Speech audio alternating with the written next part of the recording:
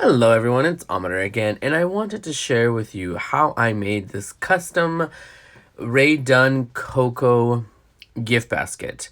Now, I happened to just by sheer chance, and like I must have sacrificed a unicorn for this, to find, just by sheer coincidence, these Rae Dunn mugs that say Liz and Chris and Nathan's for Nathan's cousins for Christmas. So we were just gonna throw in some gift cards, and I'm like, you know what? Let's try to work this up a little bit. And I went ahead and I had this little galvanized tray that Nathan's mom got as the base for a gift basket, and she said, "Here, do you want it?" I'm like, "I can make something out of it." And boom, lo and behold. Now, I'm just right now trying to set everything up and see how everything's going to go. You see the big old picture change. I have things that I brought in here. Now, these little jars are from Michael's. They're the little smaller, and they're plastic, so these are perfect for if you need to ship a basket or something like that. And they come in like a pack of 12. I filled one of them with those mini marshmallows that you use for the hot chocolate. As you saw earlier, I did gather a few of those little wooden spoons and wooden stirrers and just twist tied them with a little pipe cleaner, peppermint pipe cleaner. And I'm also adding these crushed candy canes, and those are from Cost Plus World Market in these little jars just to make it all cohesive and just to make it all cohesive and coordinate well. Now, what we originally were getting them is a gift card because they are doing some little changes to their home, but I'm like, you know what? Let's snazz this up. And I totally just went nuts. And here are those Nestle rich hot chocolate packets. Right now I'm just placing everything around to see where everything's going to fit before I settle everything down 100%. And there's also that little hot chocolate tin, and that one was from Tuesday morning, right in the middle, kind of keeping the mug separated. And these individually wrapped candy canes or peppermint poles or something, those are also from Tuesday morning. And I wanted to throw in a few of those. And this is basically like I'm looking for little ideas with stuff that I already have to make a gift basket and kind of fill in the little areas. I'm just playing around where I'm going to put these peppermint sticks, and I decided to put two little handfuls in case, I don't want them to fight over peppermint sticks, but just to have to use as stirrers, decorations, whatever. I just thought they were really cute. And I made two little bunches with these candy cane striped pipe cleaners, and those, if I'm not mistaken, I got from Hobby Lobby. And I'm just seeing where everything's going to go, moving things around. I don't want to set everything down until I know 100% where it's going to go. Now, these are these little Zots. These are 3D Zots, and they have a bit of a cushion, and I want to use these. These are what I call packaging boogers, because whenever you get any gift baskets or anything like that, they have tons of these, and you have to pull them off of everything. But unfortunately, you need them for this kind of situation. So I'm trying to see exactly where I'm going to put them. I put two on the mugs and then one each on all of the other things. But I'm looking at to see where, by the way, I'm taking off the prices right there. I'm looking at to see where exactly right here is where it's going to meet the base of the galvanized tray. Now, you don't need to have a galvanized tray. It could be any tray. So I'm putting them down, and then I'm going to set the mug down on top of it. But look, I did it backwards because I wanted to see exactly where it would touch the mug. And then I took off the backing and placed the mug down. Now, of course, depending if you're going to layer things, you're going to want to layer what's going to go underneath first. So this tin is going to be the next one that's going to be stationed. And that one I just put right in the middle because it's flat to begin with. It's the mugs that are curved that was a little bit harder. Once again, I put the mug down. I set it down with the little backing so I could see exactly where it was going to go. And now after that is when I'm actually bringing in the filler for some of the items.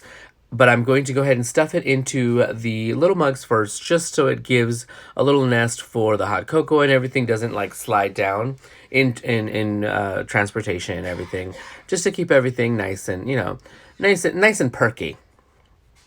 This filler is like the push-up bra of my little tray. But I start with the mugs first. And yes, I could have done this prior to making them, gluing them down with those Zots. And by the way, those you can get at any craft store, any major craft store. It was just an afterthought that I'm like, oh yeah, I wanted to do that. Now here I am seeing where these little jars are resting mainly on the tray. And look, I show right here, you see the bottom part of the jar, because it is rounded and it has a lid, that's what's going to rest on the tray mainly. So that is where I placed the Zot at the bottom rim of on the side bottom rim of the jar. And that goes right in the middle. And like I said, this just keeps them from moving around, jostling around. You don't want to go to all of the trouble of making a basket or a tray and then they move everywhere. And one on the little, these are plastic, individually plastic wrapped, so I put one of those little packaging boogers there on each end to make them stationary. You just want it to look cute. I mean, hey. And now what I didn't glue down are those little wooden spoons and stirrers, mainly because they were being held down by the handle of the mug. So now, and you're wondering, well, where did all the filler come from? I add the filler after, because if you use the Zots over the filler, they're basically just going to glue to the filler crinkle paper and stuff like that. And no, you can always fill that in later. I wanted to make sure that they're stationary. Now, I am going to use shrink wrap and everything for it, but I have to turn it upside down. So if everything's not glued down, it's going to go everywhere. And that's what you don't want to happen. And I'm just here just stuffing it on all the little sections, sticking it in here and there. If stuff is sticking out, just cut it or pull it out. If there's like one little crinkle paper that is in a place that you don't want it, just pull it out. No big deal. So I'm just trying to get my area a little clean here.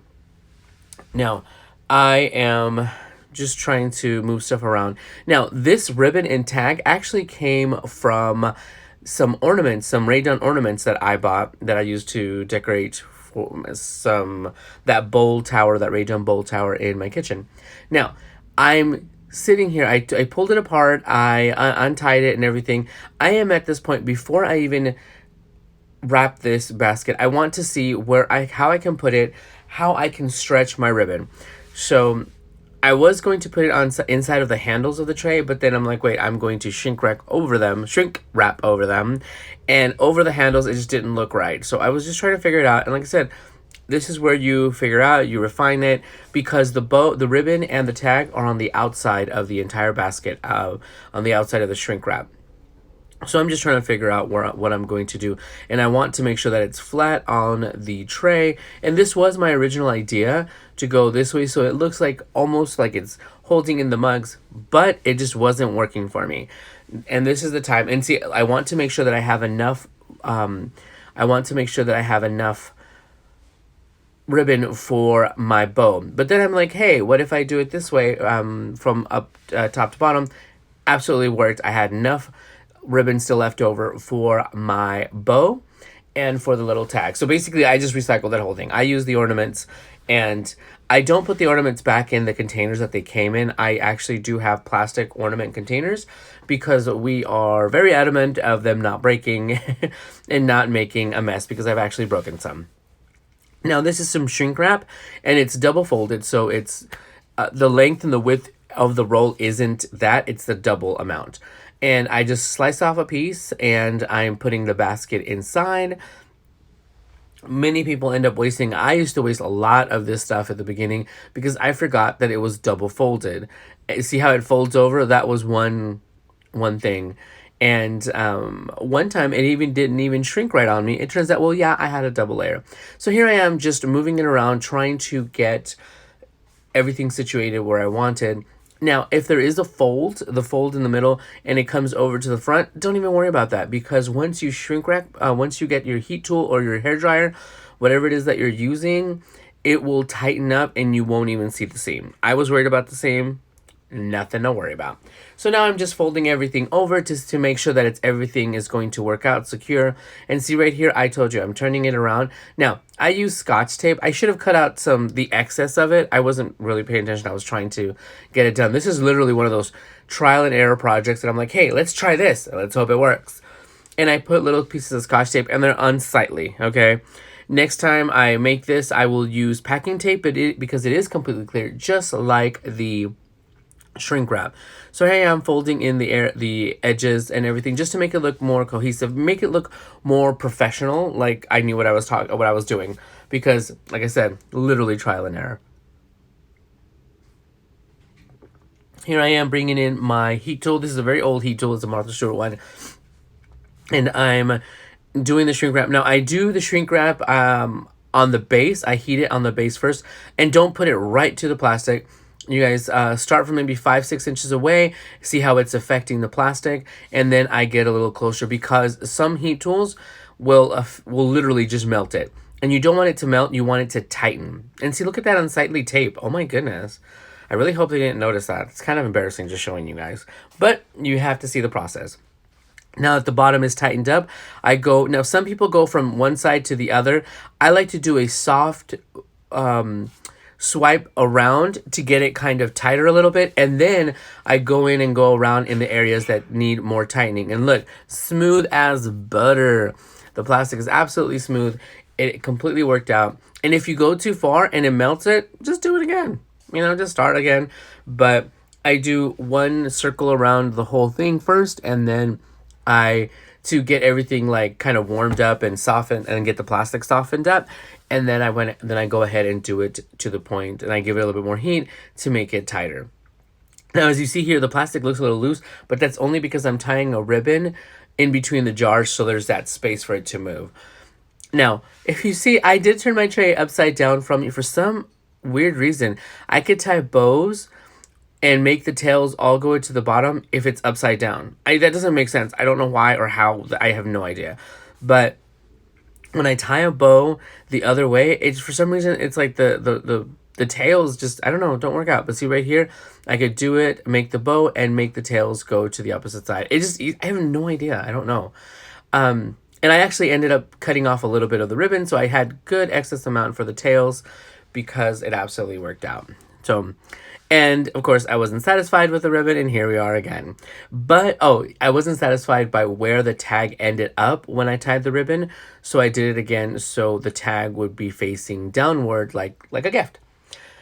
Yeah, that's crazy. I know. It's all in the details, and it's just, people probably have no idea, and they won't even notice. But I do know that they did love this little Coco gift basket because Nathan's cousin let me know, and they absolutely love it. So I'm super, super glad. But that is just a quick little idea for this custom Rae Dunn Coco basket. And you don't need Rae Dunn mugs, but they just absolutely were cute. And it was just by sheer coincidence that I found them. And here's the completed basket. So you guys, thank you so, so much. Sorry I didn't get to show this prior to Christmas, but everything was crazy. But I did want to share how I did the process because this could be for Valentine's or for Easter or for anything. So thank you guys for stopping by, and I will talk to you guys soon. Bye, everyone.